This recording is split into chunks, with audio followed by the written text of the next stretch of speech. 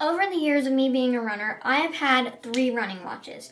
I started with the Fitbit Versa 4, and then I upgraded to this Apple Watch, and then I just recently got the Garmin Forerunner 570. Today, I'm going to run a 5K and see how they all compare. I started cross country in 8th grade with this Fitbit Versa 4, and I wasn't very serious, so I had it again when I started cross country again in 10th grade, and I remember it overestimating my data a lot. It would always say I ran further than I did, it would give me too many steps, and it just wouldn't match up to what the actual race time said.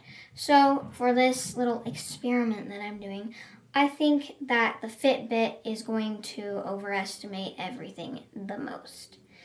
Then around Christmas time in 10th grade, I got this Apple Watch, and it's been pretty awesome. It's always been pretty legit, but I recently got frustrated with it because it was telling me that I wasn't running as far as I was, and it was messing up my pace and making me feel slower than I actually am.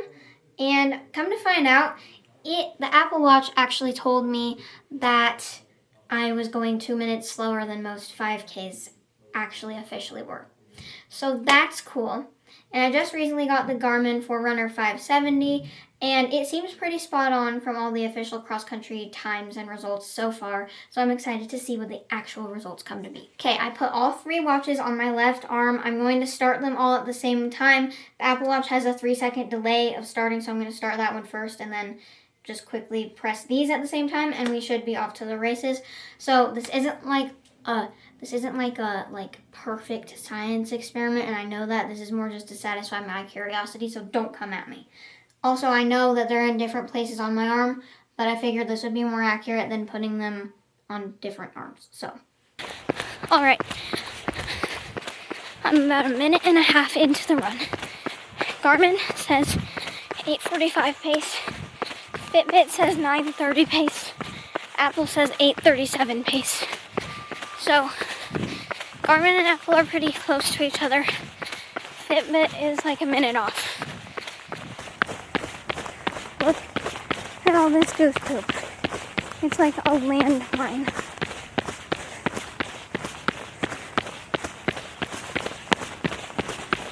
Okay, for distance, Garmin says 0.62. Fitbit says 0.54, and Apple says 0.61.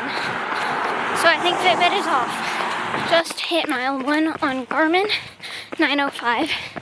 About 2 seconds later, I hit mile 1 on Apple, 9:15. And then Fitbit is still at 0.92 at a 9:35 pace. So I think it's a little bit off.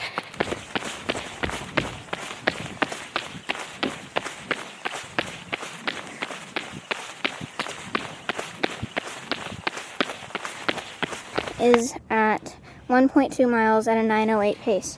Fitbit is 1.1 at a 10:06 pace, and then Apple is 1.18 at a 9:21-ish pace. On Strava, the route that I'm on is mapped where I am right now to be about 1.21-ish miles right here.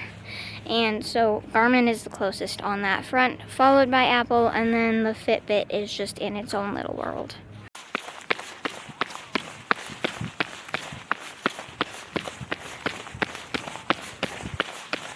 Okay, so I'm at the turnaround point right now. Garmin says 1.61 miles at an 8:59 pace. It's a little further than I meant to go, but that's my bad. Fitbit says 1.47 miles at a 10:06 pace, so that's a big difference. And then Apple Watch is pretty close to Garmin. It says 1.58 miles at a 9:09 pace. So Apple and Garmin are pretty close together, but Fitbit is just kind of its own little outlier. I would try to film me starting each watch, but I can't do that with my camera in my hand, so I'm sorry, but just know I am trying my best. On the bright side for Fitbit, even though it is a little bit slower, it makes you run. Like, it makes you want to try harder because it makes you seem like you're slower than you are. So you try to run faster, even though for real, you're going like about a minute faster than it says. And it makes you run longer, because if you're trying to hit 3 miles, the Fitbit's gonna say you're at like 2.8 when you're really at 3. You know what I'm saying? So in reality, it does make you go like further and faster or whatever. Just on the right side, I guess. Okay, so here's where we are with all the watches right now. Fitbit, 2.04 miles, average 9:49 pace. Garmin, 2.17 miles, average 8:58 pace. Apple Watch, 2.13 miles, 9:10 average pace. So Apple and Garmin are still very close together, and Fitbit is like still super far off.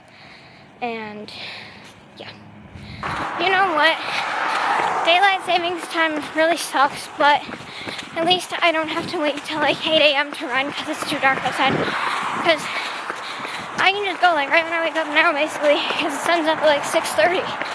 You know, not so dark in the mornings anymore. Please protect me from the geese. They're so scary. They're gonna chase after me. I swear, geese have blocked my path like 3 times today. And I've had to go different ways. Oh my god, they're staring at me. I'm gonna keep you on the camera, like just in case they come attack. Garmin just hit 3 miles, 9:14. Apple is at 2.98. Fitbit is at 2.87. Garmin total time is 28:46, 3.17 miles, 9:04 average pace.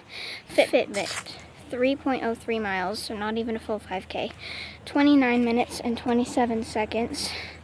And then Apple 28:56, 9:34 average pace, 3.11 miles. Okay, I just got back from my run. Let's look at all the data that the watches collected, starting with Garmin.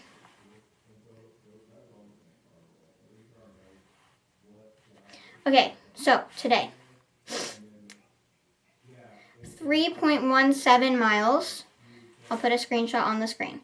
3.17 miles, average heart rate 155 BPM, total time 28 minutes 46 seconds, total calories 213, average pace 9:04 per mile. So that seems pretty consistent with what I'm used to.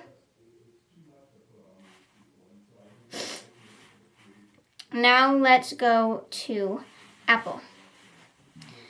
Okay, so for my run today, 3.11 miles, total time 28 minutes 56 seconds, 196 total calories, average pace of 9 minutes 17 seconds per mile, and average heart rate of 154 BPM. So pretty similar. And then Fitbit, the app is updating. Hold on 1 second.